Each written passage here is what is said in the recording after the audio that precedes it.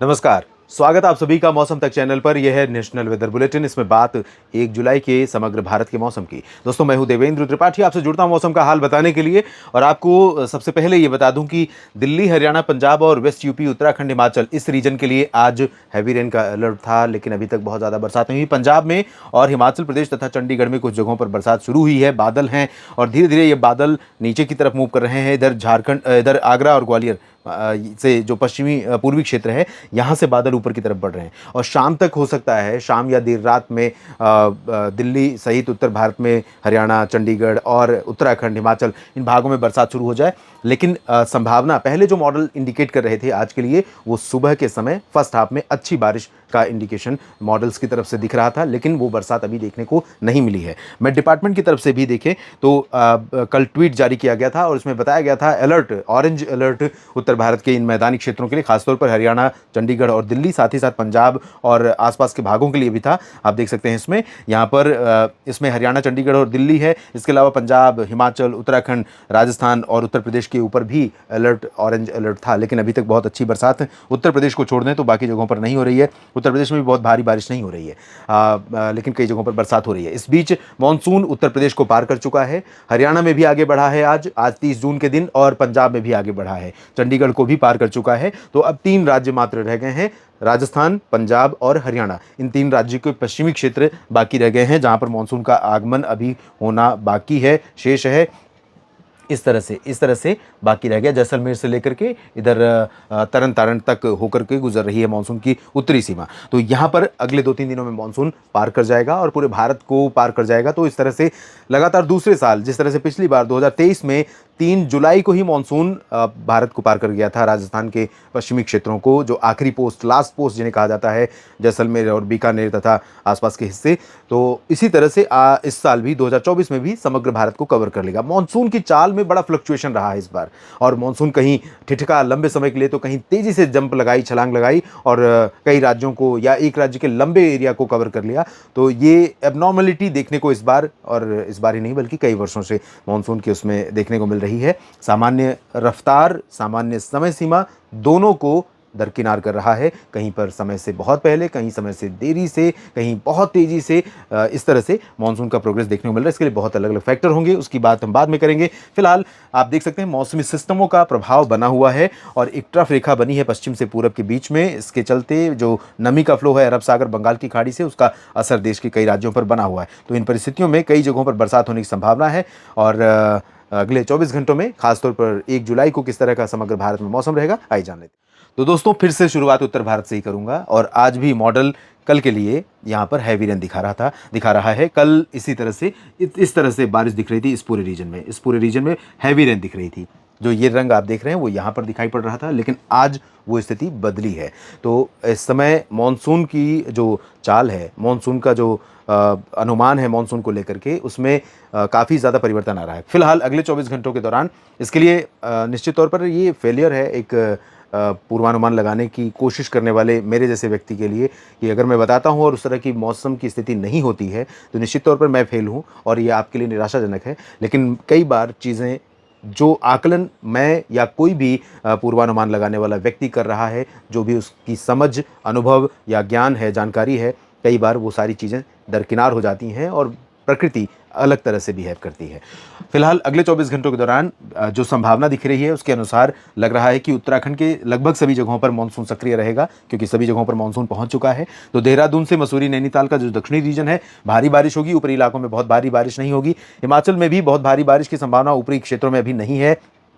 अगर हम देखें आपके कमेंट, तो उसके अनुसार हिमाचल से कई लोग, उत्तराखंड से कई लोग लिखते हैं कि बहुत भारी बारिश यहाँ पर ना हो तो ही अच्छा है, क्योंकि उससे जान माल को नुकसान भी पहुँचता है। डलहौजी, धर्मशाला, चंबा, ऊना, शिमला, ये जो दक्षिणी रीजन है हिमाचल में, यहाँ भी भारी बारिश होगी। जम्मू कटरा उधम से लेकर श्रीनगर तक हल्की वर्षा की संभावना है। उत्तरी हिमाचल, लद्दाख, गिलगित बाल्टिस्तान, मुजफ्फराबाद में लाइट रेन की संभावनाएं हैं। और भारी बारिश की संभावना एंटायर हरियाणा के रीजन में है। हरियाणा के रीजन में तमाम जगहों पर उत्तर से लेकर मध्य और दक्षिणी क्षेत्रों तक, जिसमें हिसार तक संभावना है। रेवाड़ी, महेंद्रगढ़, गुरुग्राम, फरीदाबाद, पलवल, रोहतक, दिल्ली, चंडीगढ़, इन तमाम जगहों पर। साथ ही साथ राजस्थान का जो उत्तर पूर्वी रीजन है, जयपुर के ऊपर का, भरतपुर, अलवर, सीकर, दौसा, धौलपुर, करौली, इन भागों में भी कई जगहों पर मध्यम से तेज वर्षा हो सकती है। शेष हरियाणा, पंजाब के पश्चिमी क्षेत्रों में, मध्य भागों में हल्की वर्षा की संभावनाएं हैं। पश्चिमी राजस्थान में फिलहाल ड्राई वेदर दिख रहा है, लेकिन यहाँ पर भी गंगानगर, बीकानेर, चूरू, हनुमानगढ़ और अजमेर से लेकर जोधपुर, अलवर, जालौर और जैसलमेर, बाड़मेर, इन भागों में बादल आएंगे और हल्की वर्षा की संभावना रहेगी। जबकि पूर्वी राजस्थान के बाकी जो क्षेत्र हैं, दक्षिणी और मध्य, जयपुर के नीचे के हिस्से, सवाई माधोपुर, कोटा, बूंदी, बारा, झालावाड़, अजमेर, उदयपुर, यहाँ पर भी हल्की वर्षा होने की संभावना रहेगी। उत्तर प्रदेश काफ़ी प्रभावित होगा। उत्तर प्रदेश में नेपाल से सटा हुआ जो रीजन है, इन भागों में कई जगहों पर मध्यम से भारी वर्षा होने की संभावनाएं नजर आ रही हैं, जिसमें मेरठ भी शामिल है, मुरादाबाद, बरेली, शाहजहांपुर भी शामिल है, अलीगढ़, बुलंदशहर, गौतम बुद्ध नगर, आगरा और झांसी, ललितपुर, एटा, इटावा, मैनपुरी, इधर बहराइच, गोंडा, बस्ती, लखीमपुर खीरी से लेकर देवरिया, कुशीनगर तक के क्षेत्र शामिल हैं। और वाराणसी, सोनभद्र, मिर्जापुर, भदोही, अयोध्या से लेकर प्रतापगढ़, जौनपुर और कानपुर, लखनऊ, इन सभी भागों में हल्की वर्षा हो सकती है। बिहार के उत्तरी क्षेत्रों में पटना और दरभंगा, भागलपुर से लेकर ये जो ऊपरी रीजन है, यहाँ पर मध्यम से भारी वर्षा होने की संभावनाएं हैं।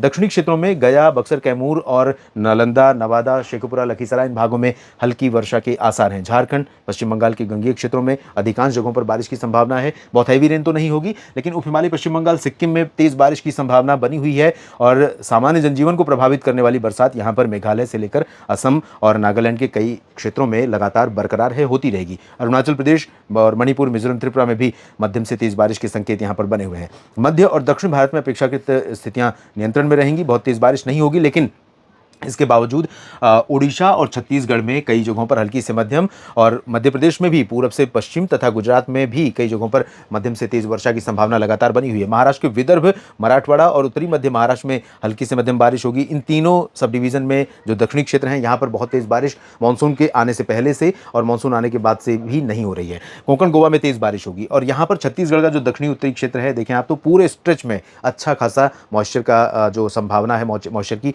वो दिखाई पड़ रही है। गुजरात में भले ही 1 और 2 जुलाई को या 1 जुलाई तक थोड़ा सा इंटेंसिटी ज़्यादा रहने की संभावना है। ज़्यादा मतलब हल्की से मध्यम के बीच में कहीं कहीं पर मध्यम से तेज वर्षा की संभावना बन सकती है। गुजरात के सौराष्ट्र और पूर्वी रीजन में, कच्छ में बहुत ज़्यादा तेज चांसेस नहीं है बारिश के।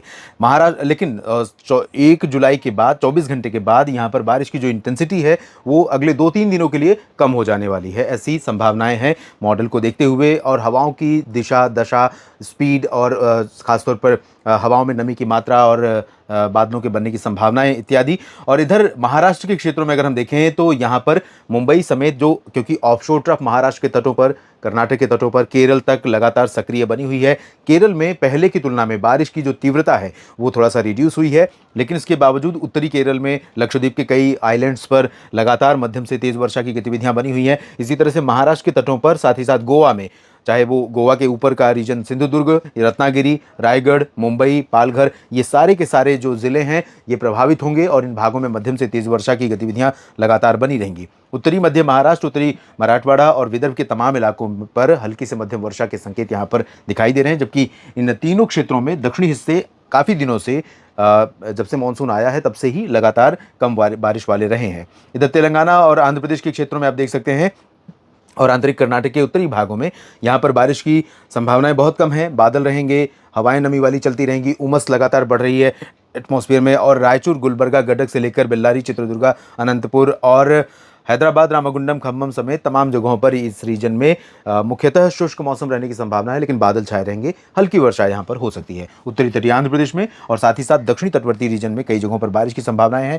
यहाँ पर काफ़ी समय से बारिश नहीं दिख रही है, मॉडल नहीं इंडिकेट कर पा रहा है, लेकिन यहाँ पर बरसात हो रही है कोस्टल पोर्शन में। और ये संभावना, मैं इसको देखते हुए कहूँगा कि जिस तरह की नमी यहाँ पर आ रही है और बंगाल की खाड़ी से भी हवा उठ रही है, तो ये हवा यहाँ पर बाधित कर रही है, इसको ऊपर उठने के लिए मौका मिल रहा है, इसलिए यहाँ पर कुछ क्लाउड बन रहे हैं अच्छे खासे। यहाँ पर चांसेस बन सकते हैं बारिश के। दक्षिणी आंतरिक कर्नाटक में इंक्लूडिंग बेंगलुरु, मैसूरू, चित्रदुर्गा के नीचे का रीजन, हसन और आसपास के भाग, साथ ही साथ इधर वेल्लोर और मदुरई, चेन्नई और पुदुचेरी, साथ ही साथ तंजावुर, कडलूर, तिरुचिरापल्ली, इन तमाम जगहों पर हल्की वर्षा होने की संभावना है। 1-2 जगहों पर मध्यम बौछारें गिर सकती हैं। कोयम्बटूर में भी बारिश हो सकती है और दक्षिणी केरल में भी कई जगहों पर बारिश हो सकती है। यहाँ पर तटों पर भी बारिश की संभावना, तमिलनाडु के तटों पर भी लगातार बनी रहेगी। तो देश भर में कुछ इस तरह का मौसम रहने वाला है। उम्मीद कीजिए कि बारिश हो, अच्छी हो, बहुत भारी भी हो तो लोगों को नुकसान एटलीस्ट ना पहुँचे, क्योंकि बारिश के चलते या प्राकृतिक जो गतिविधियां हैं मौसम की, इनके चलते कई बार जान और माल को बड़े पैमाने पर नुकसान पहुंचता है, जो नहीं पहुंचना चाहिए। और बारिश सामान्य रूप से इक्वल डिस्ट्रीब्यूशन के साथ अगर होती रहेगी तो किसानों के साथ साथ आम जनजीवन के लिए भी, आम लोगों के लिए भी अच्छा रहेगा। ये वीडियो पूरा देखने के लिए आप सभी मित्रों का, सभी किसान भाइयों का दिल से मैं धन्यवाद कहना चाहता हूँ और आप सभी से निवेदन करना चाहूँगा कि अगर इस चैनल को आपने सब्सक्राइब नहीं किया है अभी तक तो ज़रूर कर लीजिए, ताकि मौसम का अपडेट जब भी मैं अपलोड करूँ आप तक पहुँचता रहे। और कमेंट बॉक्स में अपनी बात लिखिए, लाइक कीजिए और वीडियो को शेयर करना ना भूलें। धन्यवाद।